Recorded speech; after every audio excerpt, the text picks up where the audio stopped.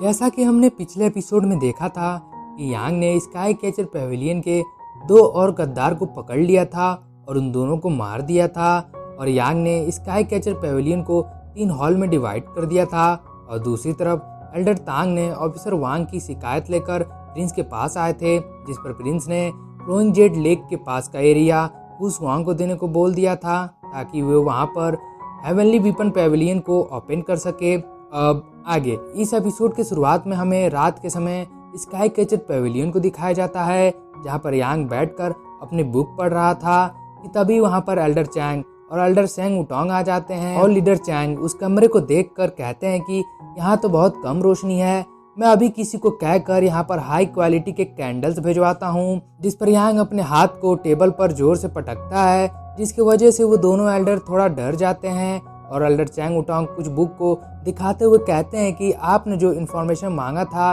वो सब इस बुक के अंदर है। तब यांग उन्हें उन बुक्स को एक टेबल पर रखने का इशारा करता है, तो एल्डर चैंग उटोंग भी ऐसा ही करते हैं। तब लीडर चैंग फिर से डरते हुए यांग से कहते हैं कि तीनों हॉल बिना थके दिनों रात कड़ी मेहनत कर रहे हैं और हमें बस आपके ऑर्डर का इंतजार है। जिस पर यांग फिर से अपने हाथ को टेबल पर पटक देता है, जिसकी वजह से वो दोनों एल्डर और भी ज्यादा डर जाते हैं और जल्दी से वहां से भाग जाते हैं। और दोनों बाहर आने के बाद बात करने लगते हैं, जहां एल्डर चैंग उटोंग कहते हैं कि मिस्टर चू क्या करना चाहते हैं, कहीं वो हमें गलत तो नहीं समझ रहे हैं। जिस पर लीडर चैंग कहते हैं कि उनका मर्डरस ऑरा इतना ज्यादा था कि मैंने डर के मारे उनसे कुछ भी पूछने की हिम्मत नहीं की, और ये बोलकर वो दोनों ही वहां से चले जाते हैं। तब हम यांग को देखते हैं, जहां पर असली वाला यांग आते हुए कहता है कि आपकी एक्टिंग स्किल तो दिन पर दिन और भी अच्छी होती जा रही है। तब शियान अपना मास्क हटाते हुए यांग से पूछती है कि तुम यहाँ पर कब आए, और मैं तो बहुत डर गई थी कि कहीं उन लोगों को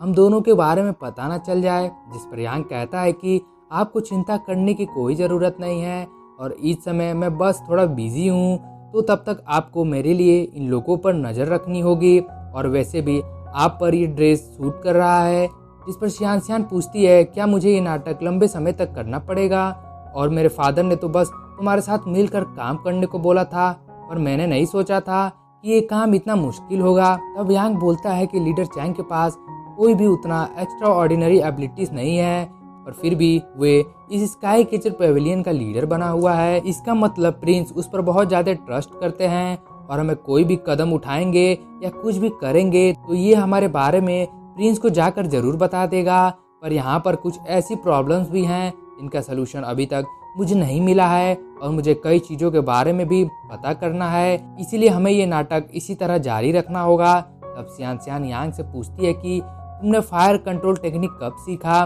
क्योंकि आज सुबह तुमने उस मैनुअल को जला दिया था। जिस पर यांग बताता है कि वो मैनुअल ऐसे पेपर से मिलकर बना था कि जब उसे थोड़ा भी रब किया जाएगा तो उसमें अपने आप आग लग जाएगा। जिस पर शियान कहती है कि मेरे फादर तुम्हारे बारे में गलत नहीं थे, तुम सच में बहुत स्मार्ट हो। तब यांग शियान को एक बुक देते हुए कहता है कि अगर आप कभी बोर हो जाएं तो आप इस बुक को पढ़ सकती हैं, और वो बुक सैलरी वाली होती है। जिसे देखकर शियान यांग से कहती है पर ये तो हमारे कंट्रोल में नहीं है। जिस पर यांग कहता है कि क्या पता आपको इसमें कुछ यूजफुल चीज पता चल जाए। तब हमें अगली सुबह का व्यू दिखाया जाता है, जहां हमें फ्लोइंग जेड लेक के एरिया के पास यांग और गूस वांग को दिखाया जाता है। तो अब वो दोनों उसके अंदर जाने लगते हैं, जहां जाते वक्त यांग गूस वांग से कहता है कि इस जगह पर तो बहुत बड़े बड़े ऑफिसर रहा करते थे, तो उन सब ने इस जगह को इतनी आसानी से कैसे छोड़ दिया, कहीं ब्रदर गू आपने कुछ किया तो नहीं है। जिस पर गूस वांग कहता है कि मैंने कुछ नहीं किया है, और जिसने मुझसे अच्छे से बात की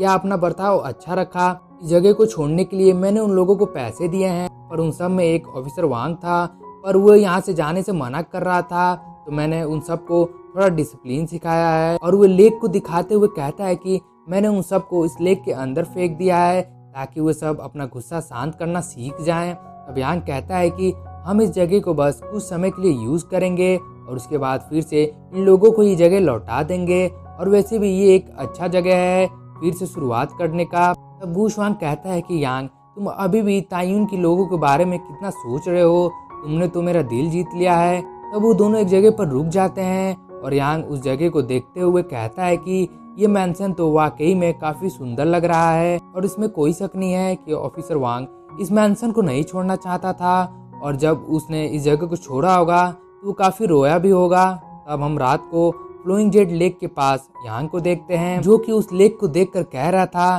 कि 9 हेवन स्वॉर्ड का एक पार्ट इसी लेक में है, जो कि बहुत ज़्यादा गहराई में है और मैं उसे सेंस कर पा रहा हूँ। और अब वो स्वॉर्ड का पार्ट मेरे बहुत पास है और मुझे काफ़ी अच्छा भी फील हो रहा है। अब यांग वहीं पर बैठकर अपनी कल्टीवेशन करने लगता है और कहता है कि हेवनली पैथ जो कि बिल्कुल मर्सीलेस है, जो कि हर चीज़ को डिस्ट्रॉय कर सकता है, और हेवनली पैथ काफ़ी काइंड भी है और अच्छा भी है, क्योंकि इसी से सब चीज़ें जन्म भी लेती हैं। और ये बोलते हुए यांग अपनी कल्टीवेशन करने लगता है। पर तभी गूशवांग बहुत खुश होते हुए वहाँ पर वाइन की जार लेकर आ जाता है, पर वो यांग को कल्टीवेशन करता हुआ देखकर वहीं पर रुक जाता है और कहता है कि वाइन तो रेडी है पीने के लिए। पर यांग तो इस समय बहुत ही ध्यान से और शांति से अपनी कल्टीवेशन कर रहा है, और यांग ने तो मुझे एक रियर स्वॉर्ड मैनुअल भी दी थी, तो ये जरूर बहुत पावरफुल होगा। तब वो यांग को देखने लगता है ताकि उसके कल्टीवेशन के बारे में पता कर सके, और वो कहता है कि ये तो बहुत आश्चर्य की बात है कि ये सिर्फ लेवल 3 का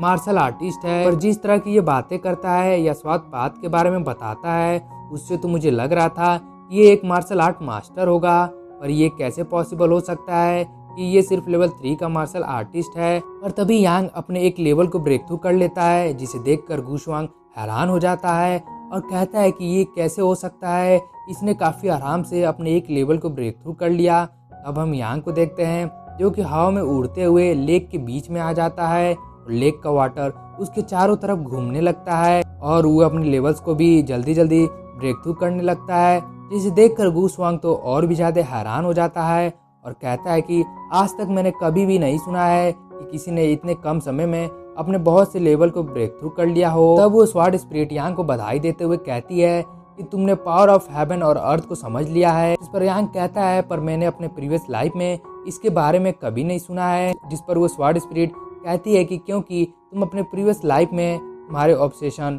और हैट्रेड ने तुम्हारे माइंड को गंदा कर दिया था और तुम बस लोगों को मारना जानते थे, इसलिए तुम हेवन और अर्थ के पावर को समझ नहीं पाए। तब यांग कहता है कि मुझे ऐसा लग रहा है कि मेरा पूरा बॉडी वाटर की पावर से भरी पड़ी हुई है, जिसको मैं बता भी नहीं सकता। जिस पर स्वॉर्ड स्पिरिट कहता है कि तुमने जो अभी सीखा है वो तो वाटर का थोड़ा सा पावर है, पर जब तुम इसे अच्छे से यूज करना सीख लोगे तो तुम पूरे एक ओशियनिक वेव के जितना पावरफुल अटैक कर सकते हो। तब यांग अपनी कल्टीवेशन पूरी करके नीचे आ जाता है, और जैसे वो अपनी आंख खोलता है तो अपने सामने गूशवांग को देखकर वो डर जाता है और पीछे हो जाता है और गूशवांग से पूछने लगता है कि ब्रदर गू आप यहाँ पर क्या कर रहे हैं। जिस पर गूशवांग यांग से पूछने लगता है कि पहले तुम मुझे बताओ कि तुमने इतने कम समय में इतने लेवल्स को ब्रेक थ्रू कैसे कर लिया है। और गूशवांग की ये कहते ही हमारा ये एपिसोड यहीं पर खत्म हो जाता है। दोस्तों अगर आपको वीडियो अच्छी लगी हो तो प्लीज़ वीडियो को लाइक और चैनल को सब्सक्राइब कर दीजिएगा। तब तक के लिए मिलते हैं नेक्स्ट एपिसोड में, तब तक के लिए सायोनारा।